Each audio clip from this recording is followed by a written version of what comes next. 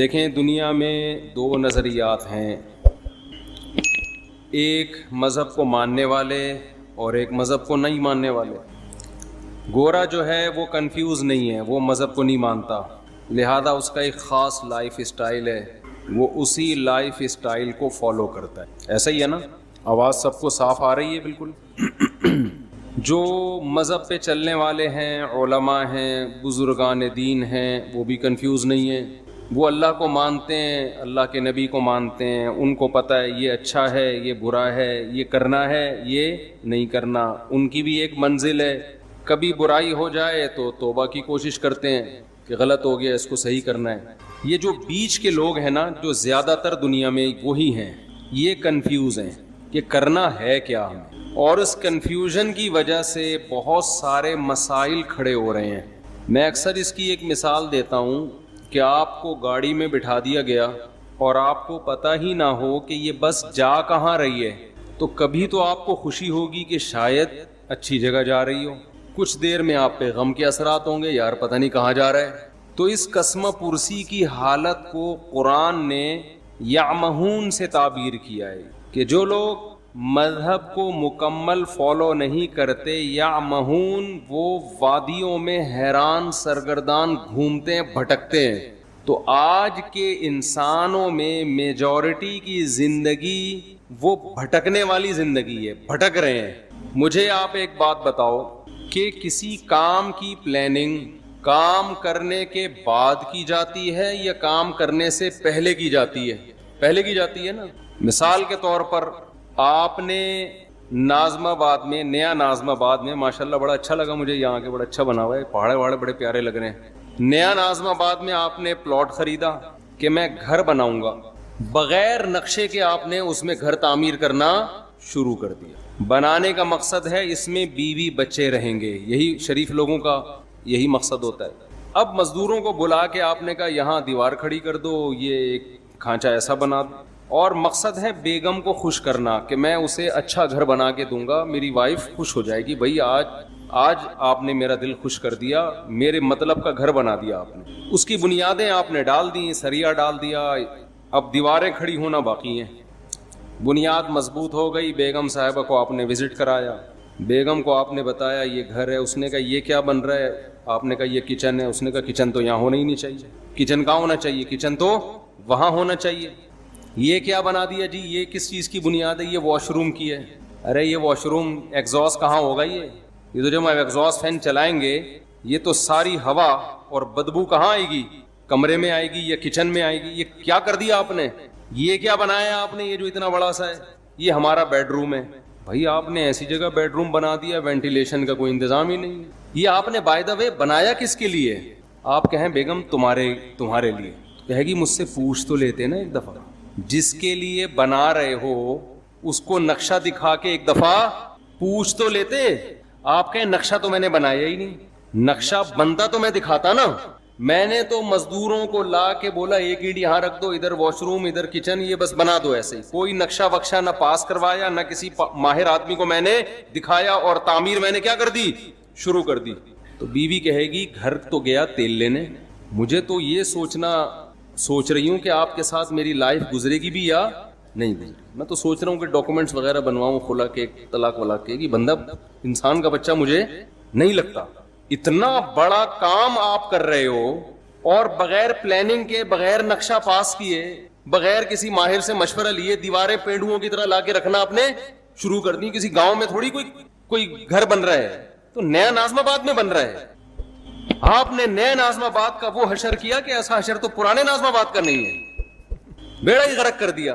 تو دنیا میں کوئی بھی عقل مند ہمیشہ کام سے پہلے پلاننگ کرتا ہے، کام کے بعد پلاننگ نہیں کرتا، کیونکہ اب پلاننگ کا ٹائم ختم ہو گیا۔ ہماری زندگی ایک عمارت کی طرح ہے، جب ہم پیدا ہوتے ہیں اس میں ہماری مرضی نہیں چلتی، ہمارے بنانے والا ہمیں جب چاہے وہ ہمیں زندگی کی نعمت سے نواز دیتا ہے، اس میں ہماری پلاننگ کا دخل نہیں ہے۔ اگر اللہ ہمیں اختیار دیتا نا کب پیدا ہونا ہے، آپ بتاؤ کب پیدا ہونا چاہتے ہو، تو میں پلاننگ کر کے پیدا ہوتا، میں کہتا میں نبی کے دور میں پیدا ہوں گا اور مدینہ میں، اور تو ایسا ہی ہوتا نا ہم میں سے، کچھ لوگ کہتے ہیں کہ ہم نے, شکر ہے یار یہ شور بند ہوا, کچھ لوگ کہتے ہیں کہ ہم نے امریکہ میں پیدا ہونا ہے.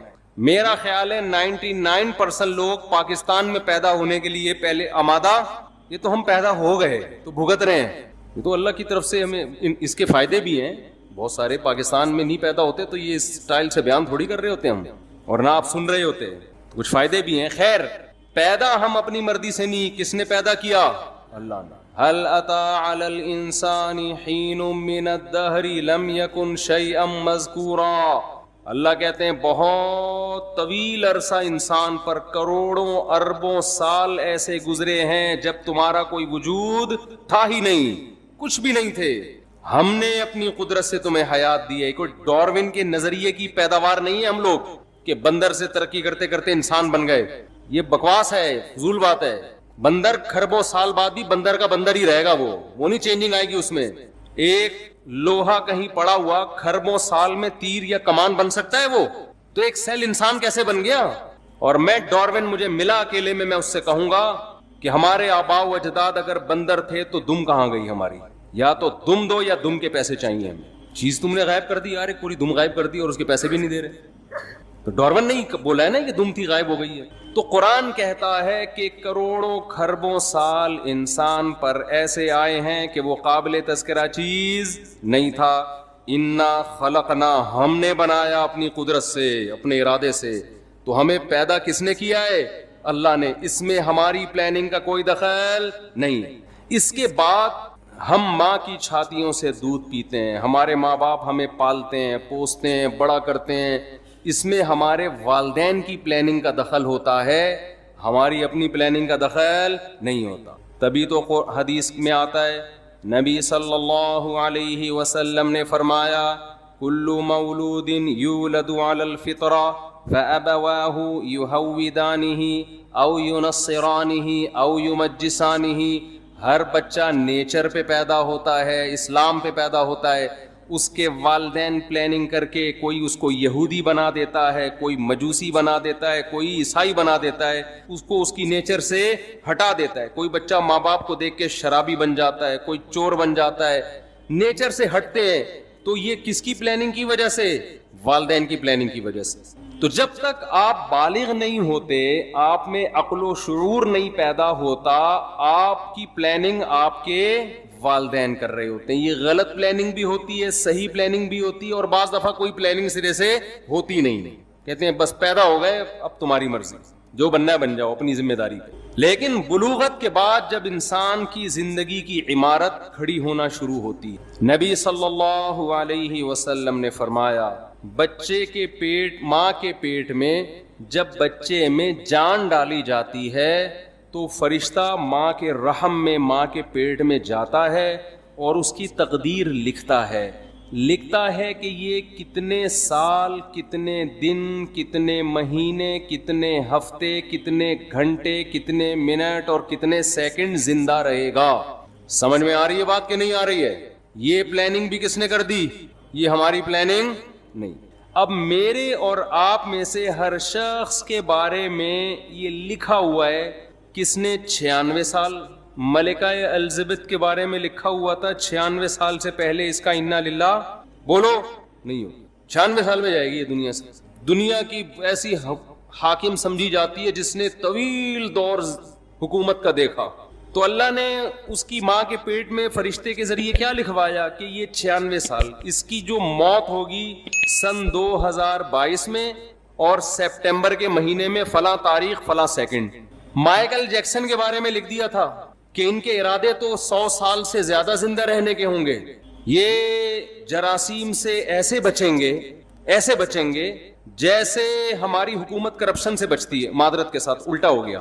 یعنی جراثیم سے مائیکل جیکسن نے جتنا زندہ رہنے کی کوشش کی ہے نا, ایڑی چوٹی کا زور لگایا ہے, اتنا زور آج کل دنیا میں کوئی لگا سکتا نہیں ہے, اور نہ کسی کے پاس اتنے وسائل ہوتے ہیں.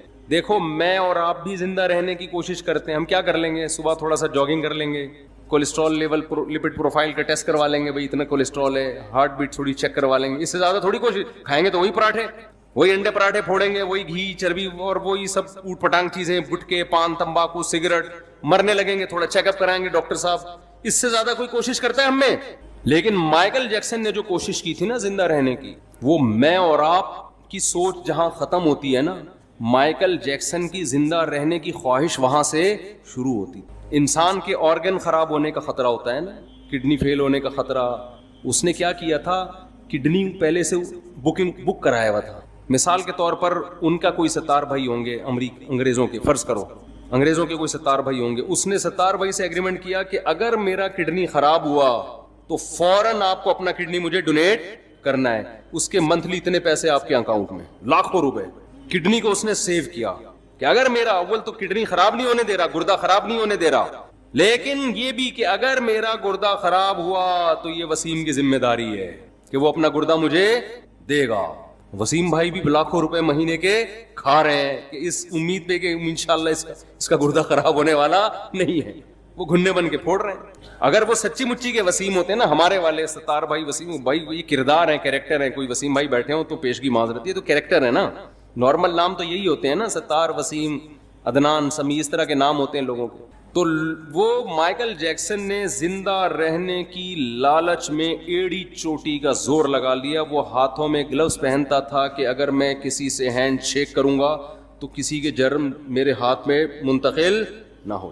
ہم تو کورونا میں احتیاط نہیں کر رہے تھے، بغیر کورونا کے اتنی احتیاط کر رہا تھا. لیکن اسے یہ معلوم نہیں تھا کہ مائیکل جیکسن جب اپنی ماں کے پیٹ میں تھا تو فرشتے نے لکھ دیا تھا کہ اس کا ایک بہت بڑا پروگرام ہونے والا ہوگا جس میں اس کی کروڑوں روپے کی ارننگ ہونے کی امید ہوگی، کروڑوں روپے کے ٹکٹ فروغ ہوں گے. اس سے بہتر پروگرام اس کا اس سے پہلے کبھی نہیں ہوا ہوگا، اور یہ بڑی امیدوں میں ہوگا کہ اب میرا پروگرام آنے والا ہے. اس کے لیے پریکٹس کر رہا ہوگا، اس کے لیے جشن منایا جا رہا ہوگا، اور ایک دن یہ اسی امید پہ رات کو سوئے گا. اس کی عمر ہوگی 50 سال، اور صبح پولیس بھی اس کو اٹھائے گی تو پولیس سے بھی یہ نہیں اٹھے. ظاہر ہے آپ کو پتا ہے جب پولیس اٹھائے اور بندہ نہ اٹھے یہ ممکن ہے، یہ جبھی ممکن ہے جب بندہ مر چکا ہو، ورنہ پولیس تو اچھوں کو اٹھا لیتی ہے.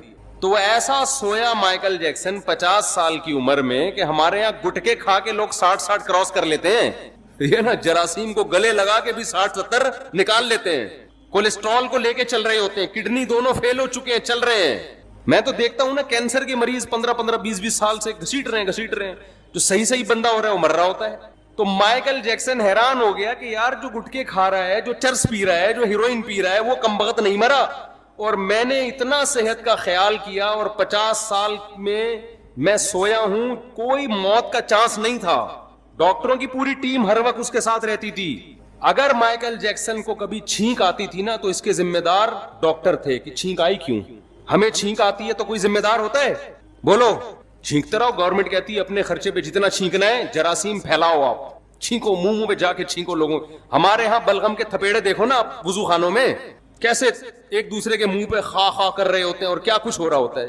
مائیکل جیکسن کو چھینکنے کی گورنمنٹ کی طرف سے، مائیکل جیکسن کے جو ڈاکٹر تھے، تو مائیکل جیکسن کو چھینک آئے تو ذمہ دار کون تھے؟ ڈاکٹر. کی چھینک آئی کیوں؟ آپ کو میں ہر مہینے اتنا پیسہ دے رہا ہوں، کوئی جراثیم میری ناک میں گیا کیسے؟ ڈاکٹروں کا پینل اس وقت بھی اس کے پاس موجود. لیکن موت کے جو فرشتہ تھا نا، جو اللہ نے اس کی ماں کے پیٹ میں بھیجا تھا، اس نے لکھ دیا تھا کہ 50 سال میں اس کا انا للہ. بولو. ایسا سویا کہ اس کا قصہ تمام، ایسا قصہ تمام. تو جو میں اصل بات عرض کر رہا تھا، جلدی سے اس کی طرف آتا ہوں. دیکھو ہم پیدا کب ہوتے ہیں، یہ کس کی پلاننگ ہے؟ اللہ کی. ہماری موت کس کی پلاننگ سے ہے؟ اللہ کی. یہ بیچ کا ٹائم اللہ نے ہمیں دیا ہے. اس میں اللہ نے حکم دیا بالغ ہونے کے بعد سے لے کر موت تک کا جو تمہیں ٹائم دیا ہے نا، اس کی پلاننگ کس نے کرنی ہے؟ ہم نے کرنی ہے. بہت مشکل ہے بات سمجھا. اس کی پلاننگ کس نے کرنی ہے؟ بولو. ہم نے کرنی ہے. یہ اگر آپ لائف بغیر پلاننگ کے گزارنا شروع کر دو تو آپ کی مثال ایسے ہوگی جیسے کسی شخص نے نیو ناظم آباد میں گھر لیا اور بغیر پلاننگ کے اس کو بنانا شروع کر دیا.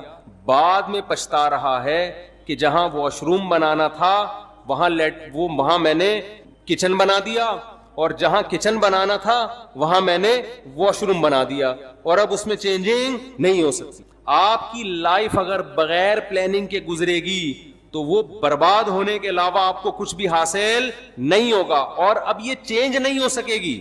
کیونکہ جو ٹائم گزر گیا بغیر پلاننگ کے وہ ٹائم آپ کو واپس نہیں مل سکتا. تو پہلا تو یہ عزم کرے جو ٹائم برباد ہونا تھا ہو گیا, وہ تو واپس نہیں آ سکتا نا. مثال کے طور پر اس نے بنا دیا, یہ کچن کی جگہ پہ بنا دیا واش روم کی جگہ کچن میں بنا دیا, بیگم سے کہے گا بیگم میرا پیسہ برباد ہو گیا, میرے پاس مزید پیسے نہیں ہیں, اب جو میں آئندہ جو کچھ کروں گا نا وہ پلاننگ سے کروں گا. اب اس کچن کو برداشت کر لو, واش روم کی جگہ آ گیا یہ برداشت کر لو, اور میرے پاس اس کے علاوہ آپشن نہیں ہے. لیکن آپ نے کیا کیا, اب جو غلط ہونا تھا ہو گیا, اس کے بعد بھی اب غلط کرتے چلے جا رہے ہیں. اب آپ کیا کر رہے ہیں کہ جو ایگزاسٹ لگا رہے ہیں ایسی جگہ جہاں کمرے کو آپ کے روم کی طرف ہوا آتی ہو. بھائی اب پلاننگ کا تقاضا یہ ہے کہ ایگزاسٹ لگاؤ ہی نہیں آپ, یا کچھ بھی کرو, لیکن یہ نہیں ہو سکتا. تو جو زندگی میری اور آپ کی بغیر پلاننگ کے گزر گئی, اس پہ تو ہمارے پاس توبہ استغفار کے علاوہ اب کوئی راستہ نہیں ہے. آپ کہہ سکتے ہیں کہ مفتی صاحب آپ کو کس نے کہا کہ ہم نے زندگی پلاننگ کے بغیر گزاری ہے؟ ہم تو ماشاءاللہ اچھے گھرانے کے تھے, جب ہم بالغ ہوئے تو ہمارے والدین نے پلاننگ کی, اس بچے کو ہم نے ڈاکٹر بنانا ہے, اس بچے کو ہم نے انجینئر بنانا ہے, اس بچے کو ہم نے پائلٹ بنانا ہے, اس بچے کو ہم نے بزنس مین بنانا ہے, اس بچے کو ہم نے یہ بنانا ہے, اور الحمدللہ آج ہم وہ بن چکے. اول تو 99% لوگ ایسے بھی نہیں ہیں ہمارے معاشرے میں, 1% ایسے ہوں گے جن کے والدین نے پلاننگ کی اور انہوں نے بھی پلاننگ کر کے کچھ بن گئے. وہ 99% تو ایسے ہی چل رہے ہیں. تو خوب سمجھ لو, پلاننگ کا مطلب صرف پلاننگ نہیں ہے. کامیاب پلاننگ یہ ہوتی ہے کہ آپ کوئی بھی تعمیر کھڑی کر رہے ہیں تو اس کا مقصد پہلے آپ سامنے رکھتے ہیں, اس پرپس کو دیکھ کے جب آپ نقشہ بناتے ہیں اس نقشے کو پلاننگ کہا جائے گا. مثال کے طور پر آپ نے نیو ناظم آباد میں وائف کو خوش کرنے کے لیے پلاٹ خرید کے اس پہ گھر بنانا شروع کیا, لیکن گھر کی شکل کی جو آپ نے پلاننگ کی وہ کسی پرچون کی دکان کی لگ رہی ہے پلاننگ. سمجھ میں آ رہی ہے بات کہ نہیں آ رہی ہے؟ میرے خیال ہے تھک گئے ہیں آپ لوگ. آپ نے گھر بنایا پلاننگ سے, بیگم کہہ رہی ہے یہ کیا ہے آپ کے, یہ بڑا سا ہال بنا دیا میں نے, بہت بڑا. اتنا بڑا ہال بنانے کی ضرورت کیا تھی, باقی کمروں کی تو جگہ بچی نہیں, آپ کہہ رہے باقی کمروں کا کیا کرنا ہے, ایک ہال کافی ہے ہمارے لیے. وہ کہے گی نہیں مجھے لگتا ہے آپ نے بغیر پلاننگ کے بنایا. آپ کہتے ہیں نہیں میں نے پلاننگ کی تھی, میں نے اس کی پلاننگ کی ہے کہ اس میں اگر کہیں بھی کسی کو گودام کی ضرورت پڑتی ہے نا تو سارا مال اس کمرے میں اتارے گا. تو پلاننگ تو کی ہے آپ نے یقیناً, لیکن یہ گودام کی پلاننگ ہے, یہ گھر کی پلاننگ بولو نہیں. تو میں اور آپ پلاننگ تو کر رہے ہیں فیوچر کی, اول تو بہت سے لوگ کر ہی نہیں رہے. ہمارے یہاں تو الحمدللہ کوئی پلاننگ ہوتی نہیں ہے. زیادہ تر لوگ جو پلاننگ کر رہے ہیں نا اپنی زندگی کی, ان کو یہی نہیں پتا کہ ہماری زندگی کا مقصد کیا ہے. لہذا کوئی پلاننگ کر رہا ہے میں بہت بڑا تاجر بنوں گا, کوئی پلاننگ کر رہا ہے میں بہت بڑا ڈاکٹر بنوں گا, کوئی پلاننگ کر رہا ہے میں بہت بڑا سیاستدان بنوں گا. بھائی یہ جو آپ اپنے پرپس کو سامنے رکھ کے پلاننگ کر رہے ہو نا, تو آپ کا بڑا ڈاکٹر بننے سے مقصد کیا ہے آپ کا؟ بیگم کہے گی نہیں اتنا بڑا جو گودام آپ نے بنایا, اتنا بڑا کمرہ, آپ کا مقصد کیا ہے؟ آپ کہیں میں اس میں بورے لا کے رکھوں گا گندم کے, تو سر پکڑ کے بیٹھ جائے گی نا کہ یہ نیو ناظم آباد آپ کو گودام بنانے کے لیے یہ بنایا بلڈر نے. گودام کی الگ جگہ ہوتی ہے بھائی, ٹرک اڈے جاؤ, ٹرک اسٹینڈ جاؤ, وہاں گودام خریدو. تو غلط پلاننگ کو پلاننگ بولو نہیں کہا جاتا. اب میں جلدی سے بات کی طرف آتا ہوں جو میں سمجھانا چاہتا ہوں آپ لوگوں کو. بعض دفعہ بات مختصر ہوتی ہے, اس کی تمہید ذرا لمبی ہو جاتی ہے. دیکھو اگر ہم کافر ہیں, اللہ نہ کرے غیر مسلم ہیں, تو ہمیں اپنی زندگی کا مقصد تلاش کرنے کی ضرورت, بولو. پھر ہم جس چیز کو چاہیں ہدف بنائیں, اس کو سامنے رکھ کر اپنی لائف کی پلاننگ کریں. جیسے انگریز ایک ہدف متعین کرتا ہے, مجھے یہ بننا ہے. ان کے ہاں یہ بھی ہدف ہوتا ہے کہ میں نے ماؤنٹ ایوریسٹ کی چوٹی پہ چڑھنا ہے. پوری زندگی کا ان کا ٹارگٹ ہی یہی ہوتا ہے کہ میں نے کیا کرنا ہے, میں نے ماؤنٹ ایوریسٹ کی چوٹی سردیوں میں عبور کرنی ہے. تو کئی سال وہ اسی پلاننگ کے تحت اپنی باڈی کو بناتے رہتے ہیں. یہ ان کا ہدف ہے. اگر کوئی چڑھ جائے اس پہاڑی پر, کامیاب ہو گیا, نہیں چڑھ سکے تو کیا کہتے ہیں, ناکام ہو گیا. بناتے ہیں کہ میں نے میڈیکل سائنس کی فیلڈ میں ترقی کرنی ہے, بعض کہتے ہیں میں نے بہترین سائنٹسٹ بننا ہے. ہم یہ دیکھتے ہیں کہ جو لوگ مذہب کو نہیں مانتے ان کا ایک ہدف ہوتا ہے. اصل بات جو میں عرض کر رہا ہوں, جب تک آپ کے سامنے اپنی لائف کا ہدف نہیں ہوگا کہ میرے اس زندگی سے مقصد کیا ہے, اس وقت تک آپ اپنی زندگی کو پلان نہیں کر سکتے. آپ کی زندگی بے ڈھنگی ہوگی. اب مقصد کیا ہونا چاہیے؟ ایک مقصد ہے کافر کا, غیر مسلم کا.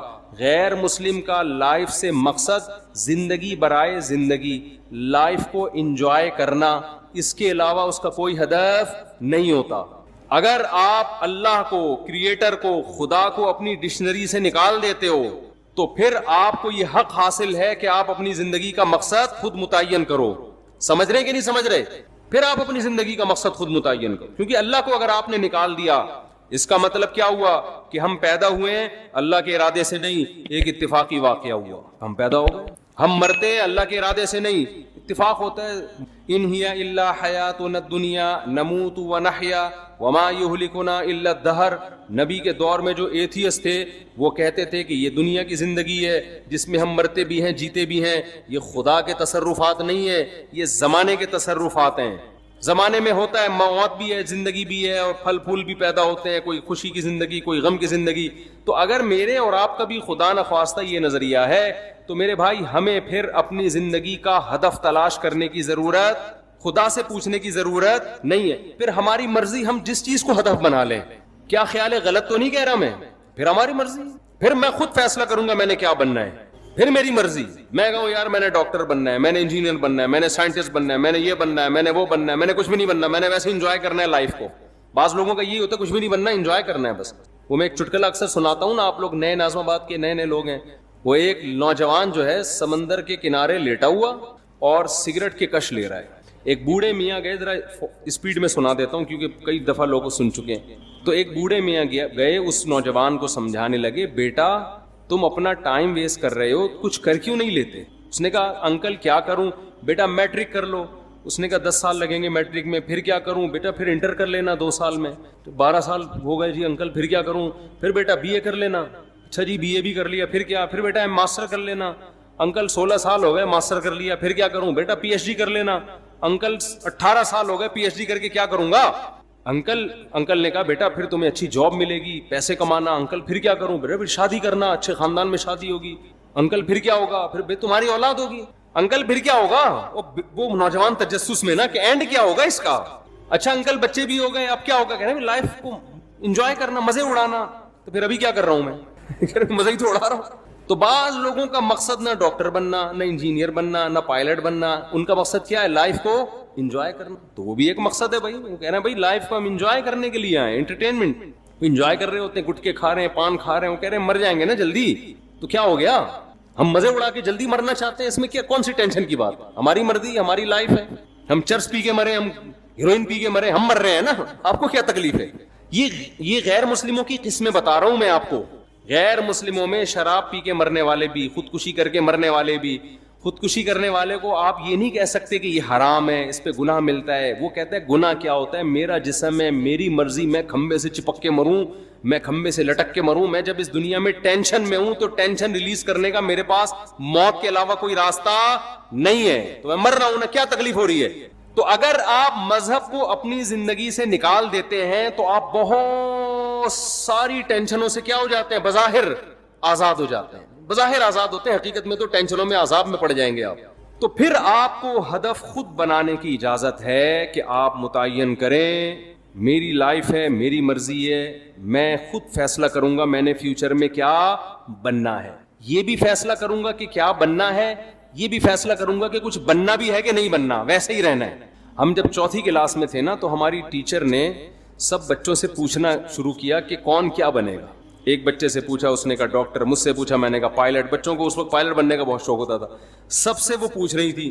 ایک لڑکا بڑا شرارتی تھا، اس سے پوچھا بیٹا تم بڑے ہو کر کیا بنو گے؟ کہتا ہے دولہا بنوں گا میں۔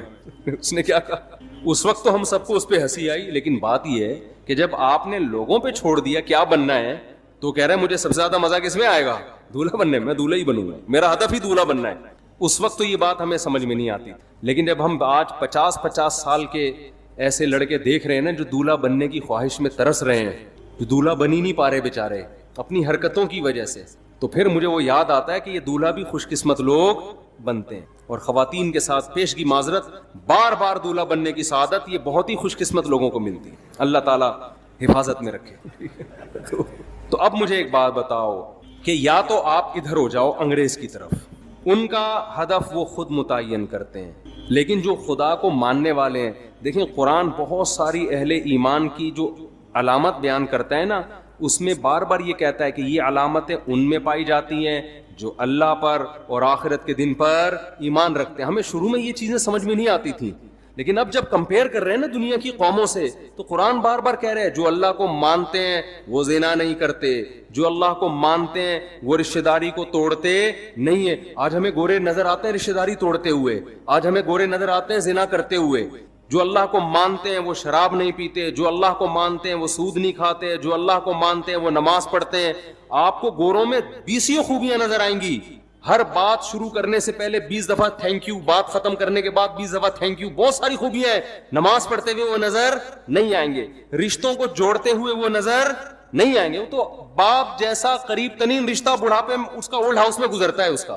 تو قرآن نے بڑا فرق کیا ہے ماننے والے اور نہ ماننے والے.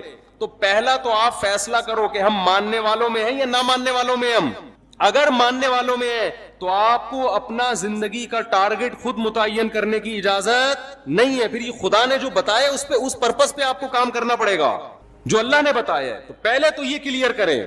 دیکھو بات کہاں سے شروع ہوتی ہے, جلدی جلدی سمیٹتا ہوں, یہ ٹاپک میں بار بار ریپیٹ کرتا ہوں لیکن ضرورت ہے لوگوں کی. ایک فیصلہ کرو, ہمیں کسی نے بنایا ہے یا ہم خود سے بنے ہیں. گورا کہتے ہیں ہمیں اس سوال کے جواب کی ضرورت نہیں ہے. قرآن کہتا ہے سب سے پہلے تجھ سے یہ سوال پوچھا جائے گا کہ تو نے یہ فیصلہ کیسے کر لیا تھا کہ میں خود بخود وجود میں آیا ہوں. یہ فیصلہ تو نے کیسے کر لیا تھا. اللہ نے ہمیں آزاد نہیں چھوڑا, ہمیں اپنے رب کے وجود پر, اس کی توحید پر ایمان لانا پڑے گا. یہ آپشنل نہیں ہے. اگر نہیں ایمان لائے اللہ کہتے ہیں ہمیشہ کے لیے جہنم کی آگ اور اس کے ایندھن بنا دوں گا میں تمہیں. اللہ کے لیے سب سے امپورٹنٹ سوال اور سب سے امپورٹنٹ نظریہ ہماری زندگی میں یہ ہے کہ ہم اس کے وجود کو تسلیم کرتے ہیں یا نہیں کرتے. یہ سوال سائنسدانوں کے لیے اہم نہیں ہے, یہ سوال ڈاکٹروں کے لیے اہم نہیں ہے, یہ سوال گوروں کے لیے اہم نہیں ہے. دیکھیں کچھ سوال کسی کے لیے اہم ہوتے ہیں, کسی کے لیے امپورٹنٹ نہیں ہوتے. مثال کے طور پر آپ جس گھر میں رہتے ہو, آپ کی بیوی کے لیے سب سے امپورٹنٹ چیز کیا ہے کہ آپ اس کا شوہر اس بیوی کو بیوی سمجھتا بھی ہے کہ نہیں سمجھتا. آپ محلے والوں کی حقوق ادا کر رہے ہو, آپ دوستوں سے اچھے طرح سے مل رہے ہو, آپ کرکٹ کے بہت اچھے کھلاڑی ہو, چوکے چھکے لگا رہے ہو, لیکن گھر میں بیوی کو آ کے کہتے ہو میں نہیں مانتا آپ کو اپنی بیوی. تو ان چھکے چوکوں اور ان قوم کی خدمت کی بیوی کی نظر میں کوئی ویلیو ہوگی؟ بولو نا. وہ کہے گی میری نظر میں تو 2 ٹکے کا انسان نہیں ہے, میں تیرے گھر رخصت ہو کے آئی ہوں, میرا تیرے سے رشتہ ہے, تو مجھے اپنی مان تو صحیح نا, میرے حقوق تو ادا کر. تو بیوی کے لیے سب سے امپورٹنٹ سوال کیا ہے شوہر کے حق میں کہ یہ شوہر مجھے اپنا مانتا ہے یا نہیں مانتا. اسی طرح خوب سمجھ لو, شوہر کے لیے جب بیوی کا ایک رشتہ ہے تو اس میں سب سے امپورٹنٹ بیوی کے لیے سوال یہ ہے کہ یہ مجھے اپنا ہسبینڈ مانتی ہے یا بولو نہیں مانتی. اب آپ کی وائف اپنے ماں باپ کے ساتھ بڑا اچھا سلوک کر رہی ہے, جاب کر رہی ہے اور غریبوں کو کھانا کھلا رہی ہے, سیلاب زدگان کی مدد کے لیے خود بنفس نفیس شاپر لے کے پہنچی ہوئی ہے, بڑی خدمتیں ہو رہی ہیں. جب گھر میں آتی ہے آپ سے تمیز سے بات نہیں کرتی, آپ کہتے ہیں میں تمہارا ہسبینڈ ہوں, وہ کہتی میں کنفیوز ہوں کہ پتہ نہیں آپ ہسبینڈ ہیں بھی یا نہیں ہے. میرے لیے سوال زیادہ امپورٹنٹ نہیں ہے. آپ نادرا کے سرٹیفکیٹ دکھا رہے ہو, بیگم یہ تو وہی میری تصویر لگی ہوئی ہے, یہ مفتی طارق مسعود سے نکاح پڑھوایا تھا ہم نے, اور یہ دیکھو یہ نادرا میں تمہارے ابا کا نام, یہ میرا نام, یہ پورا پراپر کام ہے, ہمارا نکاح رجسٹرڈ ہے. وہ کہتی ہے ایکچولی میرے پاس ٹائم نہیں ہے ان سب باتوں کے لیے, ایکچولی میرے پاس ان سب باتوں کے لیے ٹائم, میرے لیے سوال زیادہ امپورٹنٹ ہے ہی نہیں, میرے پاس تفتیش کا ٹائم ہی نہیں. میں ڈاروین کے نظریے کو مانتی ہوں. ڈاروین کیا کہتا ہے کہ اتفاق سے وجود میں آ گئے, تو اتفاق سے آپ ہمارے گھر میں آ گئے, دیکھنے میں شوہر لگ رہے ہیں آپ. اب اس تفتیش میں جانا کہ یہ ڈاروین کا نظریہ ٹھیک تھا غلط تھا, میں اتفاقی چیزوں کی قائل ہوں. سائنس سے ثابت کرو کہ تم میرے ہسبینڈ ہو. سائنس سے کوئی ثابت کر سکتا ہے؟ کسی کا باپ بھی ثابت نہیں کر سکتا. کوئی لیبورٹری ٹیسٹ سے کہ یہ اس کا ہسبینڈ ہے, کوئی کر سکتا ہے؟ بولو نا کیا ہو گیا؟ سائنس سے کہاں سے ثابت ہوگا بھائی, یہ تو گواہوں سے ثابت ہوگا. گواہ کہیں گے آپ کے نہیں میں سائنس کا اسٹوڈنٹ ہوں, میں سائنس کے بغیر نہیں مانتا. نیوٹن کا کوئی قانون پیش کرو کہ وسیم میرا شوہر ہے, تو ہم کیا کہیں گے؟ سائنس کو غلط جگہ فٹ کر رہی ہے بھائی تو. یہی سوال نا آج کل کے لبرل لوگ کہتے ہیں سائنس سے خدا کا وجود ثابت کرو. اول تو سائنس سے بھی ہوتا ہے, لیکن ایک مثال دے رہا ہوں, اتنے ثبوت اللہ نے اپنے وجود کے دے دیے, اتنے مضبوط ڈاکومنٹس پکڑا دیے, اتنے ایک ایک چیز اس کائنات میں خدا کے وجود کی گواہی دے رہی ہے کہ یہ چیزیں خود بخود نہیں بن سکتی. اور گورا کیا کہتا ہے؟ میرے لیے یہ سوال امپورٹنٹ نہیں ہے کہ ہمیں کوئی بنانے والا ہے یا نہیں ہے. تو گورے کے لیے امپورٹنٹ نہیں ہے, میرے اور آپ کے لیے امپورٹنٹ نہیں ہے. جس خدا نے بنایا اس کے لیے سب سے امپورٹنٹ کوشچن کیا ہے کہ تم میرے وجود کو مانتے ہو یا نہیں مانتے. میں 2-3 اور مثالیں دوں. بیٹا کیا کہتا ہے, گلی محلے میں سب کی خدمتیں کر رہا ہے, سیلاب زدگان کی مدد کے لیے پہنچا ہوا ہے, بڑی زبردست تقریریں کر رہا ہے. گھر میں جب ابا کہتے ہیں بیٹا مجھے پانی پلا دے, مجھ سے گھٹنے میرے خراب ہو گئے, مجھ سے چلا نہیں جاتا, وہ کہہ رہے بھائی میں آپ کو کیوں پانی پلاؤں, ہر انسان کو اپنا کام خود کرنا چاہیے. کہیں بیٹا میں تمہارا باپ ہوں. اب وہ کنفیوز ہے بیٹا, ابا آپ یعنی آپ میرے والد ہیں, وسیم بھائی آپ میرے کیا ہیں. ابا ہی کہہ دیا تو پھر تو مسئلہ ہی ختم ہو گیا نا. تو باپ کو غصہ آئے گا, بیٹا تو مجھے باپ نہیں مانتا. بیٹا کہہ رہے ابا اصل میں نے اسٹڈی اور سائنسی ترقی میں اتنا ٹائم لگایا ہے نا کہ مجھے اس سوال کے جواب کی فرصت ہی نہیں ملی کہ آپ میرے ابا ہیں یا اس تحقیق کی میرے پاس ٹائم, میں اصل میں بڑے بڑے کارنامے کر رہا ہوں. میں ابھی ایک میرا خلائی سیارہ چاند پہ پہنچنے والا ہے اور اگلا سفر میرا مریخ کی طرف, ویزا آ گیا مریخ سے میرا. یہی ہوتا ہے نا آج کل لوگوں نے سائنسدانوں کو اپنا باپ بنا لیا ہے. یار گورا اتنی ترقی کر رہا ہے, گورا اتنی بہت کر رہا ہے, بھائی اس کو مانو, کر رہا ہے, ہم اس کے منکر نہیں ہیں. خدا کے لیے یہ ترقی امپورٹنٹ بولو نہیں ہے. خدا کہتا ہے یہ امپورٹنٹ ہے لیکن پہلے کچھ اور سوال ہے, اس کے بعد امپورٹنٹ ہے. بیٹا کتنی ترقی کرے, محلے والے اس کو کندھے پہ اٹھا کے گھوم رہے ہوں. باپ کے ساتھ اگر وہ کہتا ہے میں کنفیوز ہوں کہ آپ میرے ابا بھی ہیں یا نہیں ہے, ابا کہے گا مجھے سب سے امپورٹنٹ سوال میری زندگی میں میرے لیے یہ ہے کہ تو مجھے مانتا ہے یا نہیں مانتا. جب تک اس کی تحقیق نہیں کر دیتا اس گھر میں تجھے گھسنے کی اجازت نہیں ہے. فوراً سزا دے کے نکالے گا, جائیداد سے آگ کرے گا اس کو. اب بیٹا بڑا لبرل تھا نا, وہ یونیورسٹی کا پڑھا ہوا, کہہ رہا ہے یار ابا غیر ذریعے وسیم صاحب, ابا تو نہیں کہہ رہا, غلطی سے نکل رہا ہے, یہ جو وسیم صاحب ہیں یہ ایک غیر ضروری سوال جو انسانیت کے لیے اتنا امپورٹنٹ سوال نہیں ہے.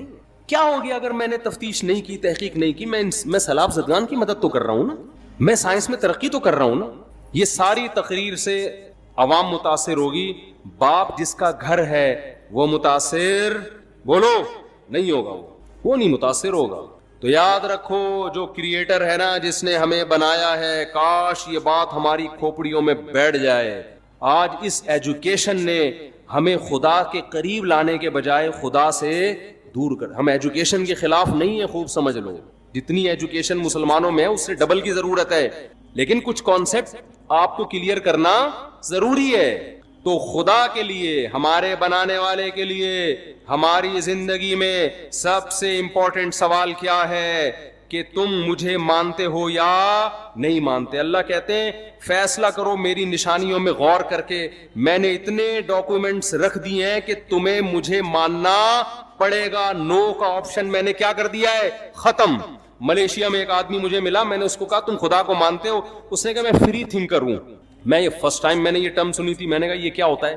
اس نے کہا میں نہ تو مانتا ہوں نہ میں نہیں مانتا. ایک تو ہوتا ہے نا خدا کو نہیں مانتا, کہہ رہے میں بس فری تھنکر, یعنی کولیسٹرول فری آئل ہوتے ہیں نا, ہوتے نہیں ہیں وہ, لیکن لکھا ہوا ہوتا ہے. ہمارے ہاں وہ انڈیا سے جب وہ بند ہوا ہے نا, وہ ابے نندن کا کیس ہوا تھا, تو انڈیا والوں نے دھمکی دی تھی کہ ہم تمہارا ٹماٹر بند کر دیں گے. ٹماٹر انڈیا سے آتا تھا, تو ہمارے یہاں لوگوں نے یوٹیوب پہ ویڈیو بنا کے ڈالی, ہمارے یہاں تو ٹومیٹو کیچپ میں ٹماٹر نہیں ڈلتا ہے یار, تم ہمارا ٹماٹر بند کر کے کیا نقصان کرو گے. تو جن ڈبوں پہ کولیسٹرول فری لکھا ہوا ہوتا ہے نا, ان ڈبوں کو فری کرانے کی ضرورت نہیں ہے. یہ لکھنے پر گورنمنٹ کی طرف سے کوئی پابندی نہیں ہے, کچھ بھی لکھ دو, کوئی بھی تصویر بنا دو. وہ پھلوں کے اس پہ جوس پہ ہوتے ہیں, ان پہ پھلوں کے تصویریں ہوتی ہیں, وہ تصویریں ہی ہوتی ہیں. وہ ایک صاحب کہتے تھے میرے ابا حلیم کی دیگ بنا کے تقسیم کیا کرتے تھے, تو کیسے کرتے تھے, کہہ رہے ہیں حلیم میں اتنا چاول اتنے پانی ڈالا اور 40 کلو گوشت لکھ کے اس کی پرچی ڈال دی اندر, گوشت نکلتا تھا. تو ہمارے یہاں تو حلیم ایسے بن جاتا ہے, اسی سے ذائقہ آ جائے گا بھائی. تو فری تھنکر, اس نے کہا میری کوئی تھنکنگ نہیں ہے. کیا مطلب, آپ اتنے اہم سوال کو سوچنے کے لیے تیار ہو ہی نہیں. کیوں نہیں تیار ہو, اس لیے کہ جب آپ نے سوچ لیا نا یہ میرے ابا ہیں, تو ایک طویل سوالات کا سلسلہ شروع ہو جائے. آپ نے جو آپ کی وائف گھر میں رہتی ہے, آپ نے اگر مان لیا کہ یہ میری وائف ہے, تو جان چھوٹے گی نہیں بلکہ کیا ہوگی, پھنسے گی جان آپ کی. اس لیے جو فری تھنکر ہے وہ کہتا ہے ایکچولی میرے لیے سوال امپورٹنٹ ہے ہی نہیں کہ تم میری وائف ہو یا نہیں, مجھے اس تحقیق کی چندہ ضرورت نہیں ہے, تم بھی لائف کو انجوائے کرو, مجھے بھی انجوائے کرنے دو. یہ ہوتا ہے فری تھنکر. تو انسان ایک دوسرے کے حقوق میں تو ایسا نہیں کرتا. بیگم کو آپ بول کے تو دکھاؤ مجھے پتہ ہی نہیں, میں کنفیوز ہوں, تو آ جائیں گے آپ کے سالے والے پکڑنے کے لیے آپ کو. لیکن خدا نے چونکہ عذاب آخرت میں رکھا ہے, دنیا میں اللہ عذاب نہیں دیتا، کیونکہ یہ دار الامتحان ہے، ایگزامینیشن ہال ہے. رزلٹ ایگزامینیشن ہال میں اناؤنس نہیں ہوتا، رزلٹ ہمیشہ ایگزامینیشن ہال سے نکلنے کے بعد اناؤنس ہوتا ہے. قرآن بار بار کہتا ہے وَلَا تَحْسَبَنَّ اللَّهَ غَافِلًا عَمَّا يَعْمَلُ الظَّالِمُونَ، ظالم لوگ جو کچھ کر رہے ہیں اے لوگوں ان پر عذاب نہیں آتا تو اللہ کو ان سے ہرگز غافل مت سمجھو. انما یؤخرہم لیوم، اللہ ظالم کو مہلت دے رہا ہے ایک ایسے دن کے لیے تشخص فیہ الابصار، جس دن آنکھیں پھٹی کی پھٹی رہ جائیں گی، آنکھیں کھلی کی کھلی رہ جائیں گی، حیرت کے مارے، خوف کے مارے. تو اللہ چونکہ عذاب نہیں دیتا، لہذا اللہ کے بارے میں کہ وہ ہے یا نہیں ہے اس میں انسان کیا ہو رہا ہے کہ میرے پاس سوچنے کا ٹائم نہیں ہے. تو اللہ نے اپنے وجود کے کروڑوں دلائل رکھ دیے.